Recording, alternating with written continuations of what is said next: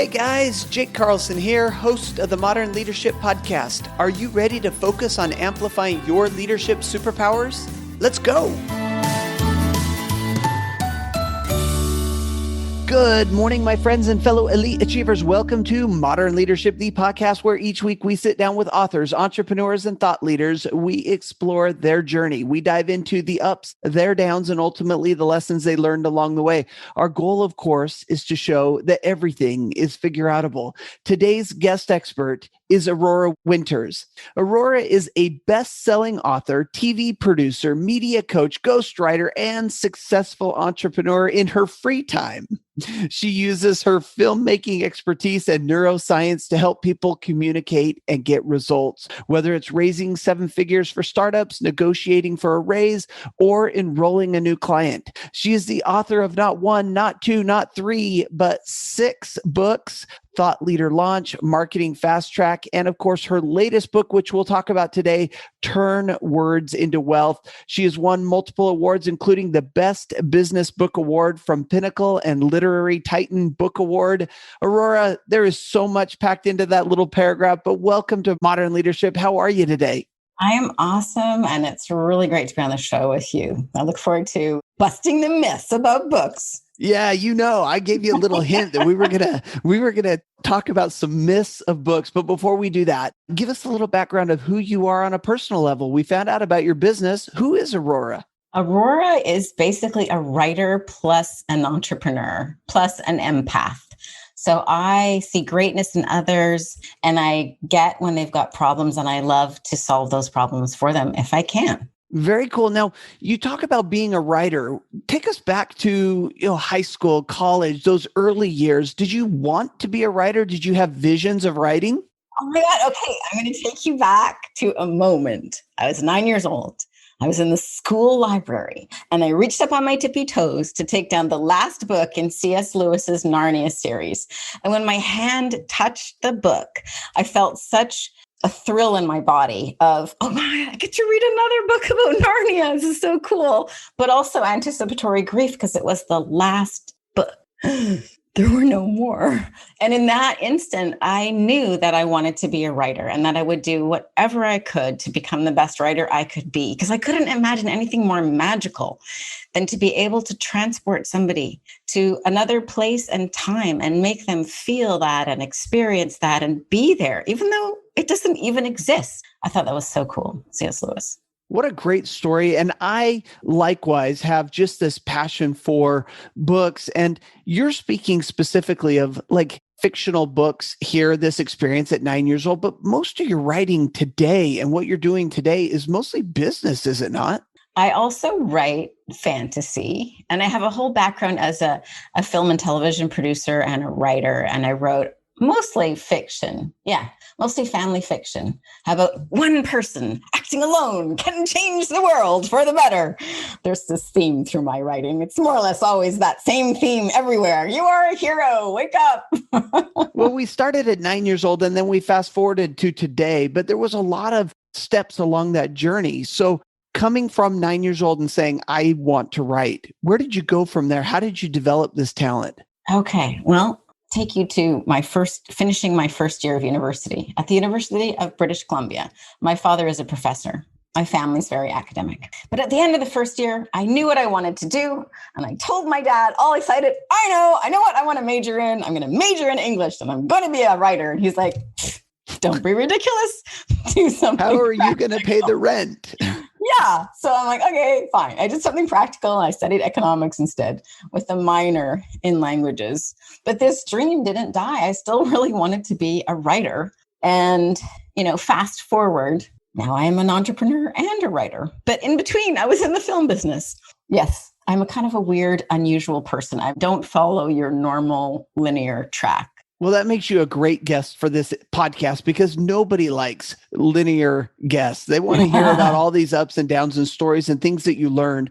And so as you came out and went into the film industry, how did you go from English and economics or writing and economics to film and filmmaking? Okay, well, the story there is as this fledgling economist who sees problems/opportunities, other people's problems are our opportunities if we can solve them. I saw this business opportunity. A man I met at the University of British Columbia was good at sailing. He was good at sales, and I was good at seeing opportunities. So we started a business together.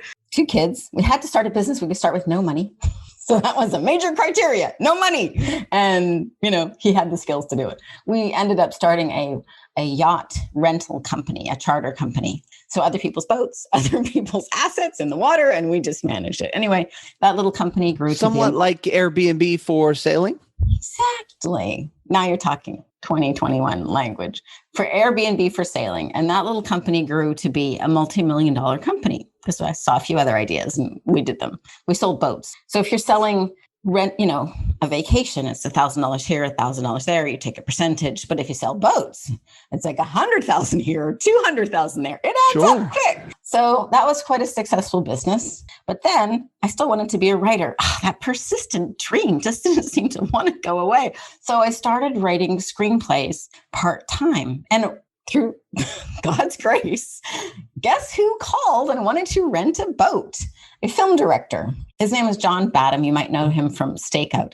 Well, he didn't call. His production assistant called. And my husband was like, no, we don't rent boats. And I'm like, who's calling? And he said, I'm like, wait a minute. We do still rent boats if they're in the, hey, your wife's a screenwriter. We're trying to be one. So we ended up renting a boat. It was for kind of a bad movie, Bird on a Wire, but it did have Mel Gibson, who kissed me on the cheek. I haven't watched it since. And Goldie Hawn. And through that, I met some people and they hired me and paid me real money to be a screenwriter. So then I was a screenwriter. So that was cool. But then something really unexpected happened. My husband dropped dead. Oh, that was at a young age. He was 33 and our son was 4. Oh, how tragic. Yeah. So then I'm this horrible word, a widow, and a single mom, also a Nikki horrible word, and unemployed. So then my life changed in one 20-minute period of time. What happened was I didn't want to go to a party. Somebody invited me to a party. I'm like, my husband just died, 6 months ago. I really don't feel like it. They're like, you are getting depressed. You are coming out. Okay, fine. And I ended up talking to somebody at the party because I wasn't mingling. I was sitting at the bar and somebody else who was maybe not wanting to mingle was sitting there. And he's like, what do you do? Before I knew it, I was like getting excited like I am now. Tell them about my screenplay. He's like, wow, that sounds really good. You should represent the province of British Columbia at the Banff Film and Television Festival. I'm like, who are you? Turned out to be the head of the BC Film Commission. Wow. So then I said yes. When my whole body was like, what? I don't know what I'm doing. So that's kind of how I got into the film business. And that's how 20 minutes changed my life. So basically before pitching, I practiced my pitch. I practiced how to talk about what I was doing. I got all tangled in my head. My neck went into spasm. I had to see the chiropractor and get muscle relaxants before going on stage. Because at first I thought, hey, I got nothing to lose. I'm at the bottom. Nobody knows me. I have nobody paying me to be a screenwriter. Yeah. Well, just the one. Then later I'm like, on the other hand, I could blow it in one fell swoop in front of 600 of the movers and shakers in film and television in Canada and the United States. And if they missed it, it was going to be televised. You could watch it again. Ruin my reputation. So I got to stop you here and ask you about, as you're going down this path, this process, the imposter syndrome. I mean, all of us experience this. All of us have this feeling of this won't happen to me. I'm going to blow it. There's going to be 600 people watching. And then later they're going to watch it on, reruns. Yeah. And then I'm going to see how bad I did. How did you combat at that time this imposter that was saying, hey, Aurora, you're not going to make it? I'm so glad that you asked that, Jake, because that is such a big deal. But there are 2 ways to combat the imposter syndrome, and both of them were at play in this. Being desperate. Yeah, I was going to say desperation. That's interesting. We're on the same wavelength here. Like when you got desperation, you don't have time for the imposter syndrome. I really needed to break and I needed to be all in. Yeah. But the second thing I also did, but these things I didn't know I was doing at the time, which is I was really passionate about what I was talking about and I really cared. And it wasn't about me. because the story was about absent fathers and lost sons. And my husband had just died, and I was so worried about my son and how he would be lost. And the stories about how we don't have rituals anymore in our culture for boys to become men, and how a mother really cannot turn a boy into a man. She can just really, ruin him. Joking on that last part. So I was really caring about the story. And when it wasn't about me, but it was about helping people maybe see something or wake up something or protecting the mission or the vision. Exactly. So those two things helped me get over imposter syndrome after the muscle relaxant. What a great story. And what year was this? How long ago were we speaking? This was forever ago. This was decades ago. And the reason that I ask that, not specifically what date it was, but we're looking back into history a little bit. And this is a topic that is so relevant today. Yeah. And yet you were talking about it, looking at it, exploring it many years ago. And so you were kind of ahead of your time, which I think leads to the big question that we want to talk about today, this myth of book writing, because I talk to guests all the time, and we have digital marketing guests, and we have podcast guests, and we have video guests, and we have blogging guests, and we have writing guests. And there's been this theme of surfing and catching the wave and trying to get yourself in front of the next big wave. And one of the things that I often say is, all right, when we were in the 80s, we used to say to people, if you want to get noticed, you need that thick business card called a book. Everybody needs to write a book. And then as everyone started writing a book, we went to blogging, and then blogging to podcasting, podcasting to videoing. Yeah. And so when you hear people say what I say, and that is books are so yesterday, talk to me a little bit about how books are just as relevant today and how this actually could be getting in front of the next wave. Well, first, I want to come back and agree with you on a bunch of points, because I think that there is such an aliveness to podcasting. There's such immediacy to a video. Like some studies say, after 5 seconds, you remember seeing a person on a video. What I really stand for, what I'm wanting to invite people into, is to communicate. One way of communicating is in a book. I love books because they're like seeds. They're like seeds that you can put on the shelf for 500 years, and somebody can open the seed or germinate it with their attention, like water it, and it will grow. And that person, hundreds of years later or hundreds of miles away, can effectively have a telepathic coaching conversation with somebody who's dead, potentially. So I can't think of anything else that can do that. Like, I do love video. I love pitching. I love all these forms, but it seems to me like a podcast is more like a magazine. People want today's podcast or this month's podcast, right? Yeah. And a blog is more like a newspaper. Like, you want it the now, but there's something about books that is timeless, that is immortal, and like, I've been mentored by C.S. Lewis. Not only when I was 9, a little girl reaching for the Narnia series and just entranced by that, but later again, when I read his book, A Grief Observed, which really helped me through my own grief. And, I've been mentored by Rumi, by Socrates, by Jesus, by all kinds of people. Lao Tzu, they're dead. And even, people that I knew who gave me a hug when he was alive, Dr. Wayne Dyer, who endorsed one of my first books. He continues to mentor me today through listening to his voice and his audiobooks and such not. So I say it's not either or and both and. And now to take the gloves off to really address your point about books. Yeah, let's do it. Books are like a master's degree. Anybody can get one, but the people who go to the bother of getting a master's degree or a PhD are received differently. They've taken the time to do something and they passed. A book, here's my new book, it has a thud factor.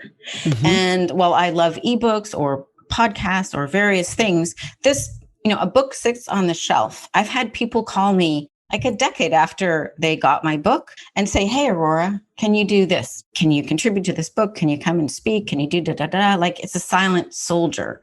So also, it's not only about the finished book. It's about the process of getting clear what you want to say. that makes a difference.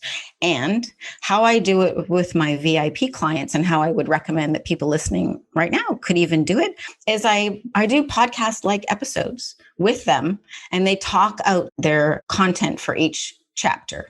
And then that becomes the messy first draft, because there is something very alive, as you're saying, there's something very alive about talking it through.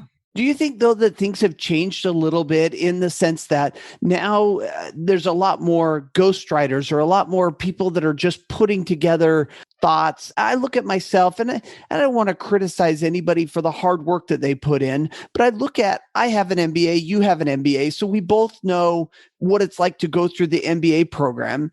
And now it seems like there's ways that we can write a book that aren't the same as going through 2 years at a university, but are more like, hey, can I spend the weekend hanging out at some classes and then come away with this, certificate? And to me, they're just not on the same level, but maybe I'm wrong. Well, I don't think you're wrong. I mean, after I had a lot of imposter syndrome later after I published several books. Like, who am I? Like, what? And one of the things that comforted me the most is Ralph Waldo Emerson said something along the lines of, don't worry about the light on your statue in the square of the town center.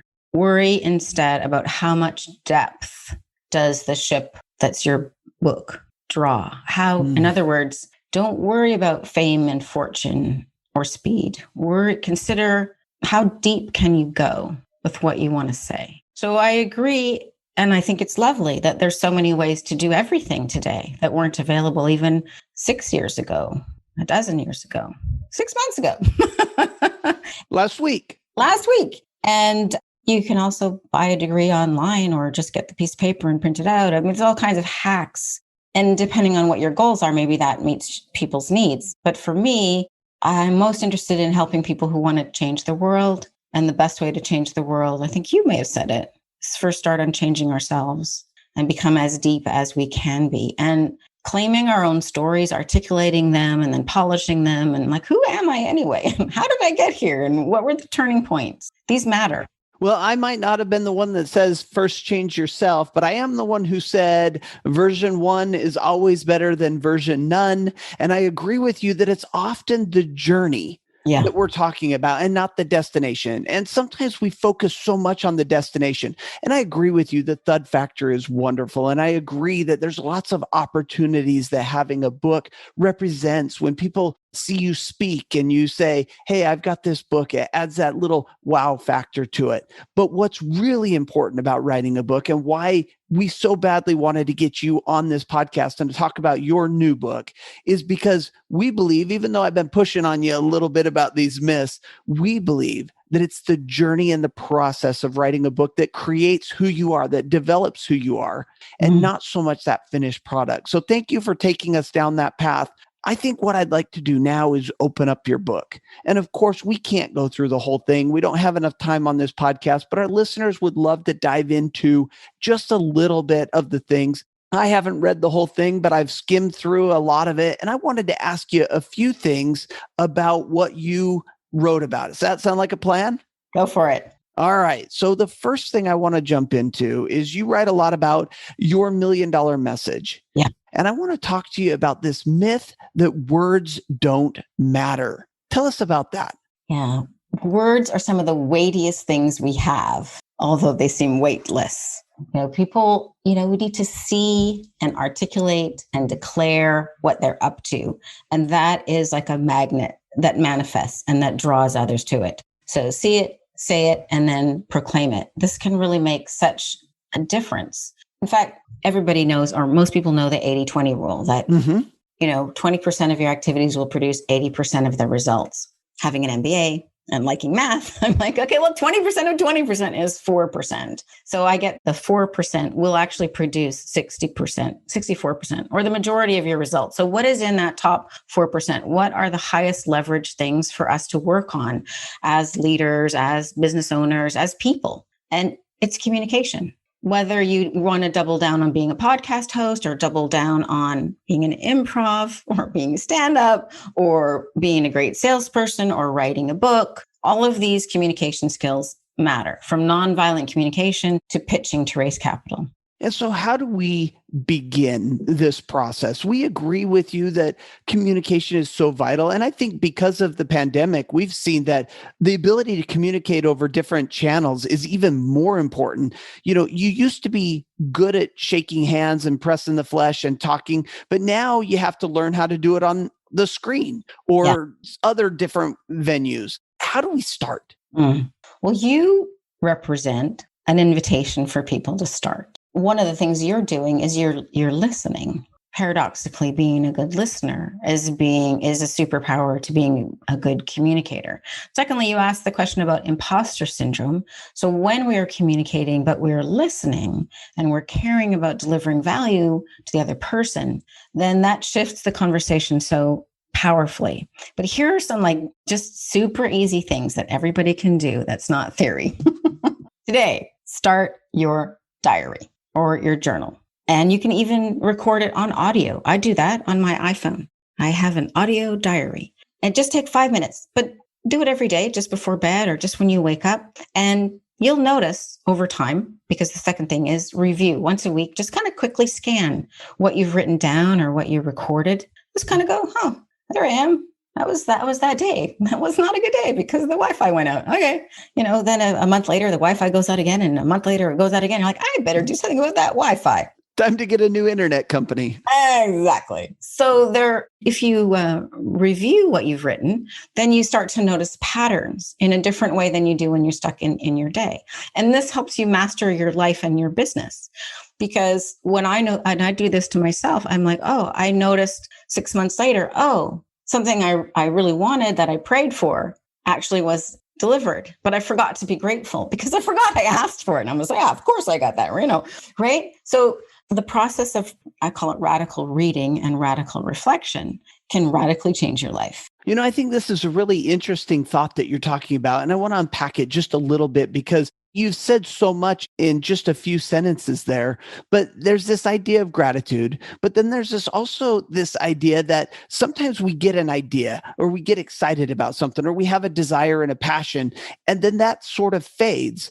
But the universe or the motion that the wheels that we put in motion still keep turning. And then 3-4 months later, all of a sudden we see the realization of a idea, a passion, a goal, or a wish that we had months before now starting to come. We don't even remember that we wanted it. Talk to us just a little bit about that idea. I love this concept. Oh, yeah. Yeah. I think it is really great to be grateful. And there's something deep about surprising yourself and realizing how supportive the universe is. I mentioned earlier, my husband died suddenly, leaving me with a 4-year-old. I was praying a lot for help me God, I need a job. I need some way to support myself. And like I did mention, one weird thing, somebody phoned, before he died, they wanted to they want to rent a boat. We don't rent boats. Yes, we do. Okay. So I met Mel Gibson and Goldie Hawn. Later, dragged me to a party. I don't want to go. Come on, you're going. Okay.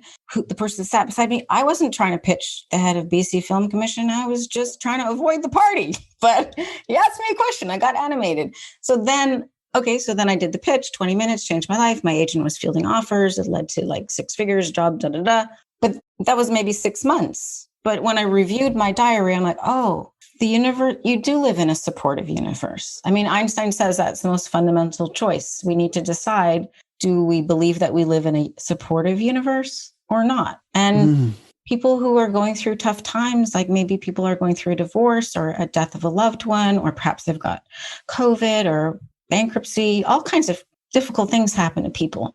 And sometimes it's really hard to believe that we live in a supportive universe. And if you show up every day on the page or 5 days a week, just for 5 minutes, I bet you will notice that if you have a sincere heart and you're asking for things that you sincerely want and you want to help others and make a difference, you're not just selfish, I bet you'll notice, wow, I really do live in a supportive universe. It just doesn't go on microwave speed. I can't help but think of the commencement address that Steve Jobs gave at Stanford a number of years back, where he talked about in his life, it was impossible for him to connect the dots moving forward. I'm going to go to Reed College. I'm going to drop out. I'm going to take calligraphy. Calligraphy is going to be the font for this computer company. This computer company is going to poop me out. I'm going to buy a movie company, and then I'm going to be a billionaire. Instead, looking back, he's able to see how all of those dots connected. But I think the theme here, what I hear you saying is, you just got to go out. You got to keep moving forward. Put one step in front of the other. Is you're making progress moving forward. Opportunity is going to be there. I believe in the abundance of the universe. And we talked a little bit about the positivity. Is it supportive of you? I think about in terms of abundance, that the universe has so much opportunity. It's dying to give me, but I need to be open and see it when it comes into my life. And we need to be good listeners. And it starts with listening to yourself. How can you listen to anybody else if you don't even have 5 minutes to listen to yourself and write it down and then reflect? So I urge everybody, write every day, just 5 minutes. Read every day, just 5 minutes, one page, and then reflect on what you've read and written each week. It will transform your life in 90 days, I promise. So that's our first starting point as we look at, becoming better communicators. And specifically in your book, we talk about writing as a form of communication, but that's the starting point, is just small baby steps. Maybe it's 5 minutes a day. Maybe it's just what you're grateful for on that day, but also this idea of reviewing it and reflecting upon it. Before we finish up the podcast today, I just want to touch on one more highlight from the book. Pick out your favorite part, something you'd love to share with our audience about how we can start this process of being better communicators through the form of writing. Well, I'd also like to say maybe it doesn't start with writing. Maybe it starts with audio. Maybe it starts with video. Maybe it starts with walking in the woods and going, what do I really care about? So a lot of people, look at a page and it's not their best self who comes out. But I bet a lot of people, when they talk to you, their best self does come out. So, when people are seeking something new, they might be tuning into this podcast. So that I think they could ask themselves these 3 questions, which is, what am I really good at? What if I got 10,000 hours or of myelin doing? What do I love to do? Because you might be bored of the thing that you've got mastery at. So what am I really good at? What do I love to do? And who is that worth the most to? And that can become a North Star for a new direction.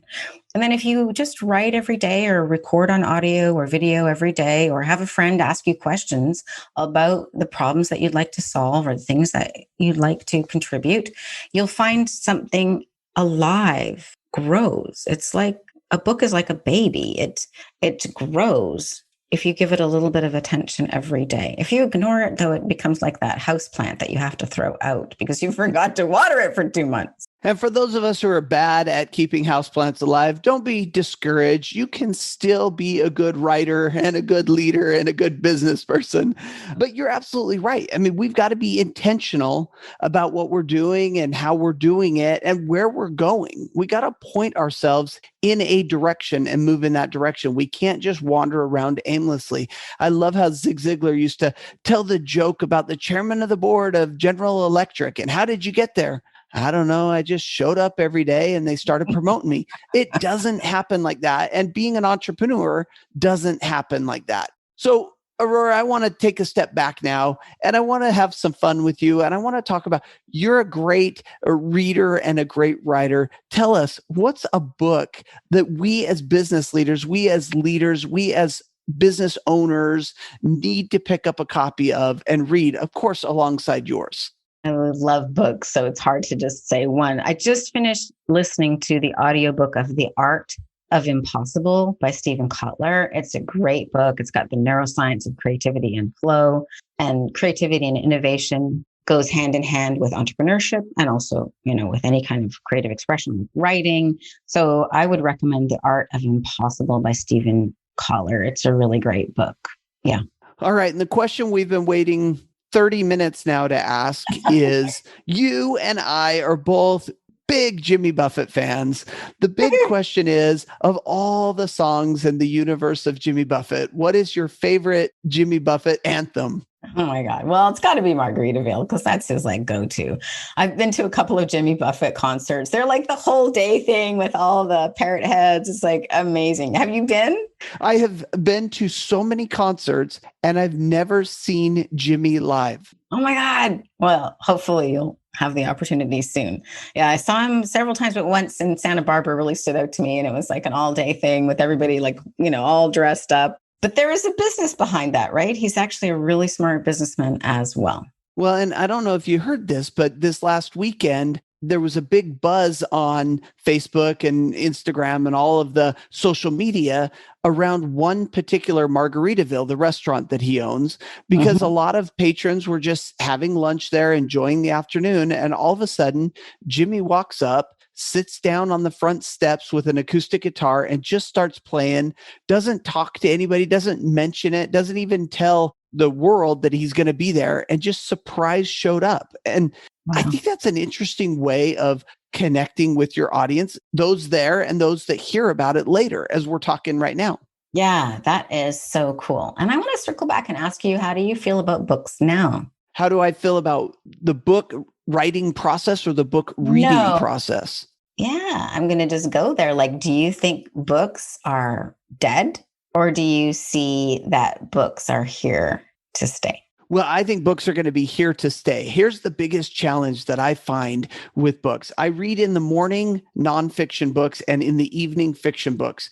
And the hardest thing with fiction books is there's a lot of bad ones out there. So I'm actually rereading books, and there's millions of fictional books out there. I'm actually rereading some of these fictional books because I can't find other books that I like. Same thing with these books that I'm reading in the morning, business books. There's so many, millions of books on the shelf, but how many of them are really good? And maybe there's a diamond in the rough that is being covered or being hidden by all these other books out there. So I agree, books are here to stay. I agree they are a great way to connect. Here's where I find the challenge. How does myself, busy entrepreneur, businessman, find the right book for me at the right time, which is going to be different maybe from the book that you read at this time? Well, that is a problem. It's like there's so many podcasts, so many YouTube, so many books, so many this, so many that. And thank God the middlemen are gone. But on the other hand, the middlemen are gone. So it's a harder process. What fiction books do you reread that you like so much? I am obsessed with Lee Child. Jack Reacher is my hero. I use his quote of prepare for the worst, but hope for the best in almost every meeting that I do, because I just love this optimistic attitude of everything's going to be fine. But if it's not, I'm already planned for it. So I'm on my third time through all 24 books of the series. And if he hears this podcast, because I'm sure he's a listener, Lee Child is a listener of this podcast, I'd love to get him on the show. You might want to get Mark Dawson on the show too, because he writes books like Jack Reacher. Don't know if you've read any of his. Well, I'm writing it down. Mark Dawson, very awesome, very quite similar-ish to Jack Reacher. Well, I think there's a bunch of issues here that I'm really glad that you shared that, because, we don't start off. Okay, let's use the metaphor of a ballroom dancer. We don't start off our very first attempt at a ballroom dance, like not tripping over our shoes and, being coordinated with our partner. We have to put a lot of time in to become a great ballroom dancer. And then if you're in the audience and you're watching a ballroom dance, it's choreographed, they've put in the time practiced, it's been a lot of effort for it to look effortless. The same thing though, like I think we try too hard to be perfect, and then we don't give ourselves permission to have the journey along the way. So I would love to be a better writer. I'm as good of a writer as I can be today. My next book will be better because I'm committed to getting better and I'm working at it, right?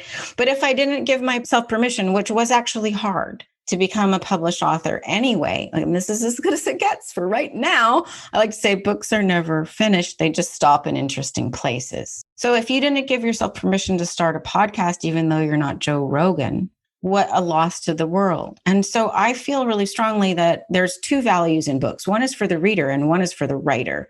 There's a lot of value for the writer, even if nobody reads it but you, as mentioned earlier. 5 minutes a day. You review it once a week. 90 days from now, your life will be changed, or you can ping me on LinkedIn and complain. So there's a lot of value for the writer. And if we embrace the things that we want to master, like I want to master communication, if we embrace that as a lifelong journey, it's okay. We have to give ourselves permission to go, grade 1, grade 2, grade 3, and continually improve. You learn to walk before you learn to run. And maybe our first, whatever the fill in the blank, maybe our first books, our first podcasts, our first pitch to raise capital will suck. Well, but how are we going to get better? By trying even harder to be perfect? No, we're going to get better by seeking people who are better than us, learning from them, putting in the time, putting in the reps at the gym, growing the mile, and showing up with the intention of becoming better and being a contribution.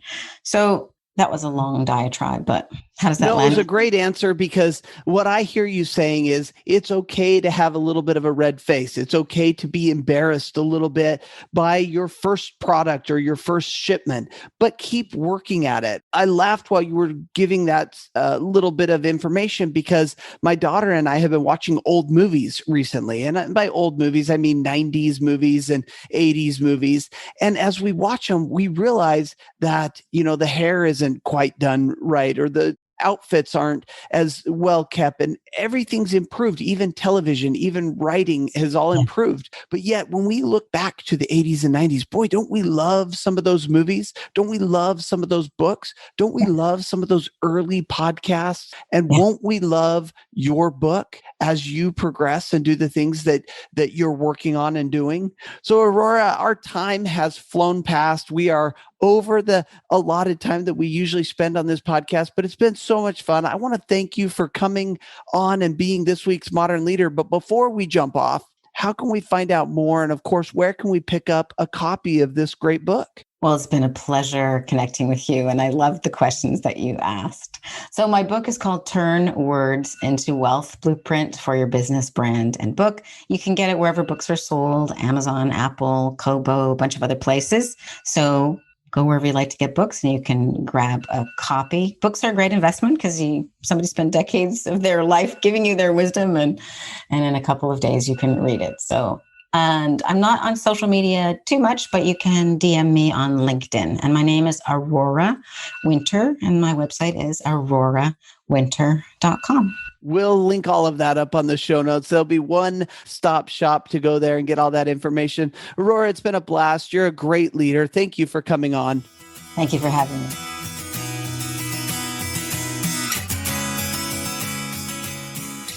All right, my friends, a big thank you to Aurora for coming on the show today. And I got to tell you a little bit of a secret. I was in a little bit of a bad mood as we started this podcast. I had 4 podcasts scheduled today to record, and this was number 4.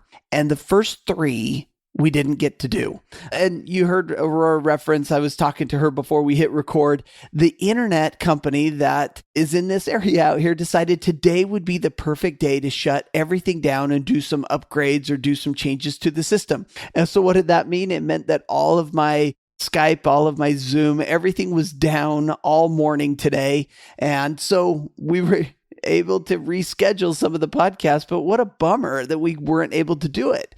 Then, of course, later this afternoon, I had another podcast scheduled and the guest had to back out. He had a family emergency. No blame or no problem with that. We'd love to get him back on the show. He's got it rescheduled. So that's great. But as I approached this interview, I thought, man, things just haven't gone exactly right today.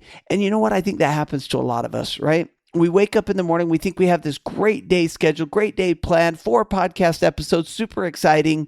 And then for whatever reason, there's some monkey wrenches in the way. There's some things that stop us from doing what we originally planned to do, originally started out doing. And we just got to keep moving forward because you never know. That fourth podcast interview could be a great one. And it was wonderful to have Aurora on the show to talk about writing books and book writing and her background in video and movies and media. Love that experience. Love that conversation. Love the idea of connecting the dots moving forward. Keep moving forward in your goals and in your life. Reflect and write on your journal and just know that the universe wants to bless you. The universe wants to give you all of these great blessings. Of course, everything that we talked about in this episode, including the quotes, the books, and how to connect with Aurora, can be found at jakeacarlson.com/ML235, episode 235. And until next week, I want to wish you the very best of days, an even better life. And remember, everything is figure outable.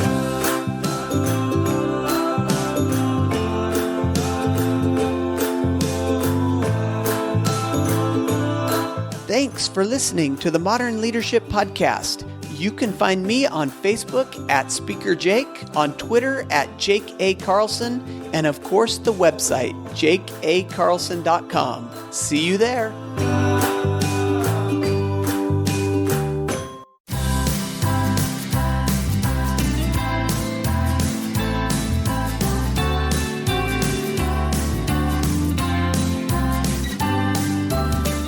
Hey guys, Jake Carlson here, host of the Modern Leadership Podcast. Are you ready to focus on amplifying your leadership superpowers? Let's go. Good morning, my friends and fellow elite achievers. Welcome to Modern Leadership, the podcast where each week we sit down with authors, entrepreneurs, and thought leaders. We explore their journey. We dive into the ups, their downs, and ultimately the lessons they learned along the way. Our goal, of course, is to show that everything is figure outable. Today's guest expert is Aurora Winters. Aurora is a best-selling author, TV producer, media coach, ghostwriter, and successful entrepreneur in her free time. She uses her filmmaking expertise and neuroscience to help people communicate and get results, whether it's raising seven figures for startups, negotiating for a raise, or enrolling a new client. She is the author of not one, not two, not three, but 6 books: Thought Leader Launch, Marketing Fast Track, and of course, her latest book, which we'll talk about today, Turn Words into Wealth. She has won multiple awards, including the Best Business Book Award from Pinnacle and Literary Titan Book Award. Aurora, there is so much packed into that little paragraph, but welcome to Modern Leadership. How are you today? I am awesome.